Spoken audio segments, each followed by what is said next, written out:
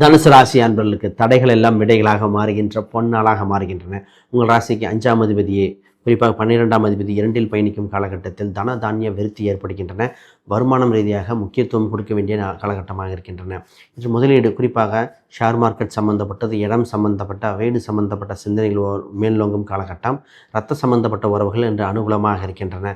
இன்று தவறவிட்ட வாய்ப்பை திருத்திக் கொள்ள காலகட்டம் ஒன்று. உங்கள் ராசிக்கு 4ஆம் இடத்தில் சனி பகவான் இருப்பதால் இன்று இடம் வாடகைக்கு வீடு மாற்றலாமா, ரியல் எஸ்டேட் சம்மந்தப்பட்ட துறையினர், வண்டி வாகனம் சம்மந்தப்பட்டது அற்புதமாக இருக்கின்றன.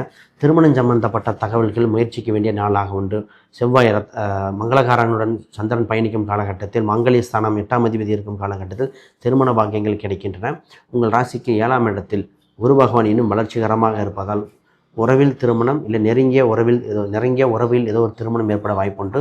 தொழில்துறை சம்பந்தப்பட்டு அதிக முதலீடுகள், அதிக சிந்தனைகள் ஏற்பட வேண்டிய காலகட்டம் இன்று. உங்கள் ராசிக்கு இப்போ அதிர்ஷ்ட யோகத்தை கொடுக்கின்ற எண்ணாக 1 மற்றும் ஆரஞ்சு நிறங்கள் மிகுந்த வளர்ச்சியை கொடுக்கின்றன. முருகர் சம்பந்தப்பட்ட வழிபாடுகள் அள்ளி கொடுக்கும் பொன்னாளாக மாற்றுகின்ற அருள் உண்டு.